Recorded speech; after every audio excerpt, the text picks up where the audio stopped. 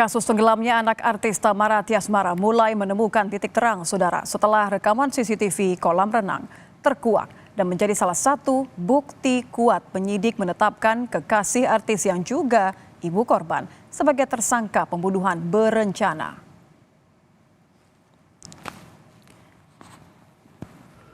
Dalam rekaman tersebut terlihat pelaku YA diduga menenggelamkan korban yang masih berusia 6 tahun. Kami tidak bisa menayangkan utuh gambar CCTV karena mengandung unsur kengerian. Rekaman kejadian ini di kolam renang Taman Air Tirtamas Pondok Kelapa, Duren Sawit, Jakarta Timur pada tanggal 27 Januari 2024 lalu.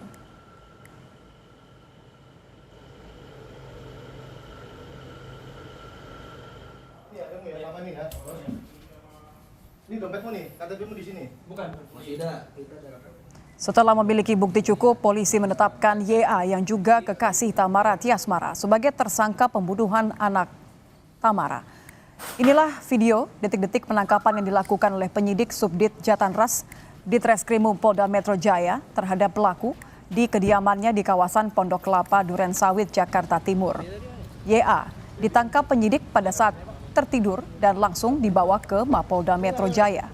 Penyidik membawa sejumlah barang bukti seperti celana renang pelaku yang digunakan saat melakukan aksinya.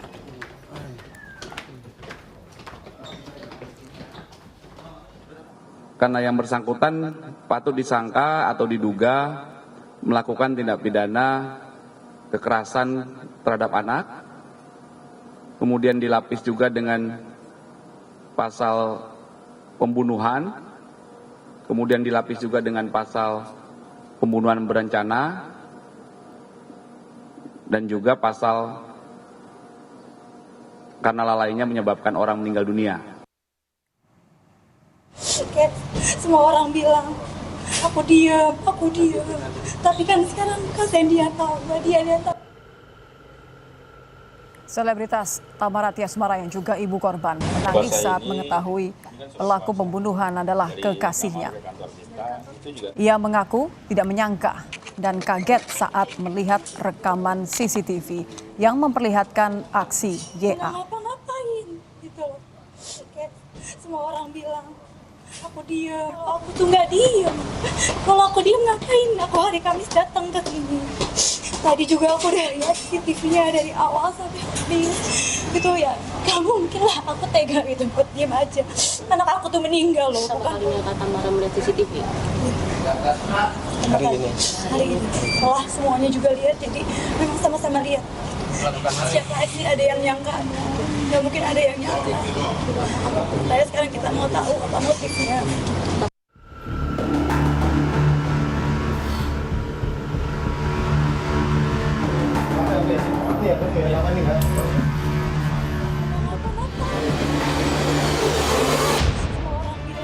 Mengungkap fakta menoreh luka. Rekaman kamera pemantau kolam renang yang menjadi lokasi kejadian tewasnya anak selebritas Tamara Tiasmara menjadi bukti kuat polisi menetapkan Yuda Arpandi, pacar Tamara, menjadi tersangka pembunuhan buah hatinya. Dari hasil rekaman CCTV berdurasi 2 jam lebih 1 menit ini, terlihat pelaku tak hanya sekali diduga menenggelamkan korban. Direskrimum Polda Metro Jaya Kombes Wira Satya Triputra menyebut pelaku Yuda Arpandi terlihat 12 kali menekan korban ke dalam air hingga anak berusia 6 tahun ini tewas. Rekaman tersebut memuat adegan yang kurang lebih di mana korban ini dibenamkan kepalanya kurang lebih sebanyak 12 kali. Sedangkan untuk nanti detailnya kami akan sampaikan lebih lanjut, mungkin nanti minggu depan kami akan menyertakan tim daripada analisis digital dari Puslapor termasuk tim dari kedokteran forensik. Pelaku masih diperiksa intensif oleh penyidik Subdit Jatanras Ditreskrimum Polda Metro Jaya untuk mengungkap motif dan penyebab kematian korban. Atas perbuatannya, kekasih selebritas Tamara ini dikenakan pasal berlapis, termasuk pembunuhan berencana dengan ancaman maksimal hukuman mati. Tim Liputan, Kompas TV.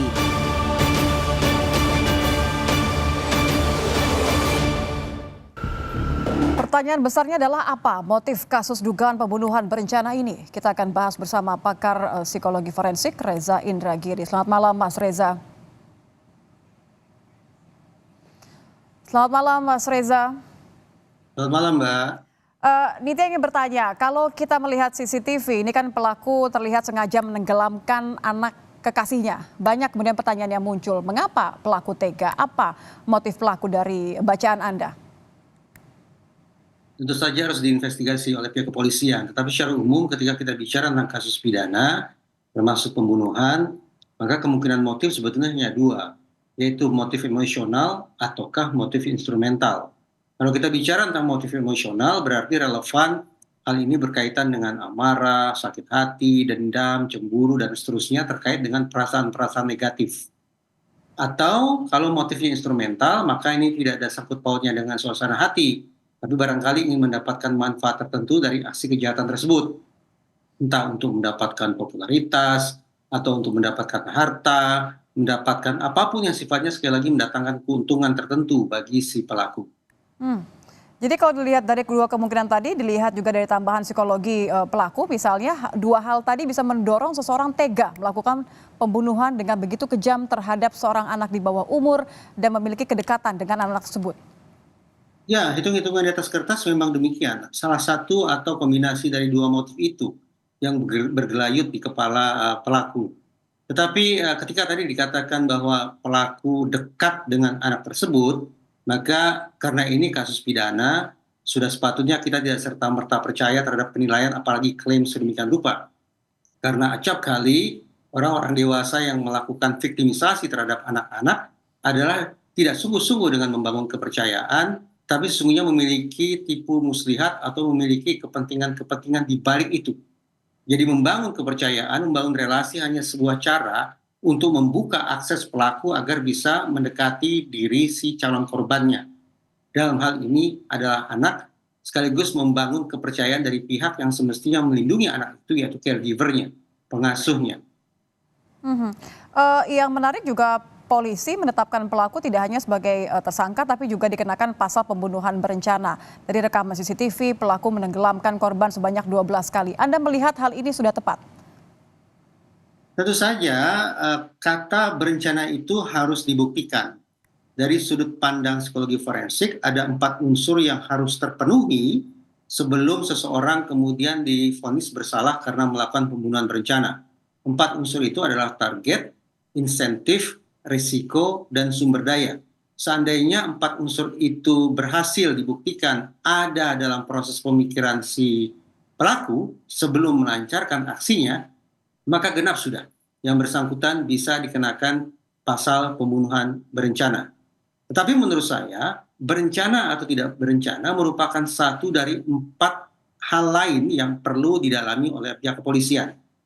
Misalnya, apakah ini kejahatan yang sepenuhnya dilakukan oleh si pelaku, ataukah ini kejahatan sifatnya berkelompok?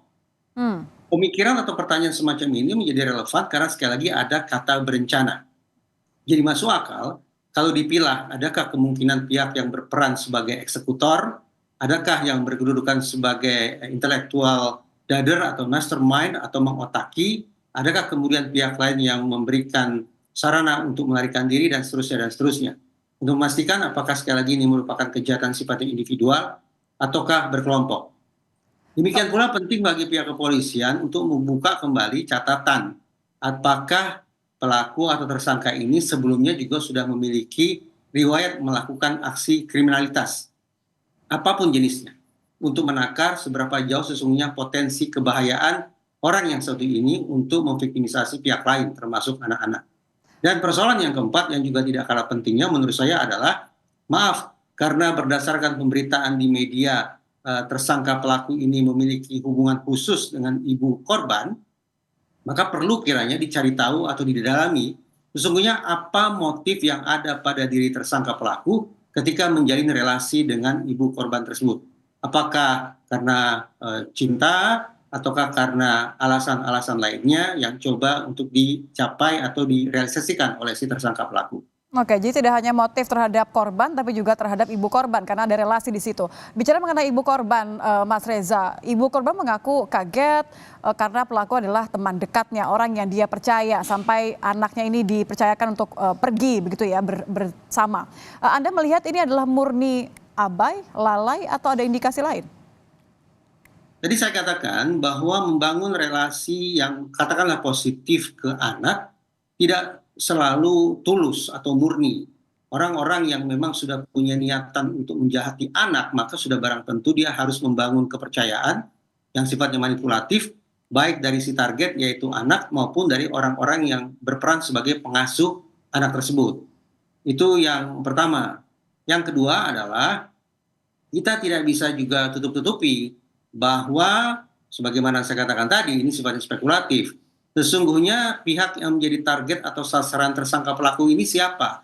Apakah semata-mata berhenti pada si anak ataukah juga memiliki tujuan-tujuan kejahatan lainnya yang akan dia peroleh dari tewasnya anak tersebut?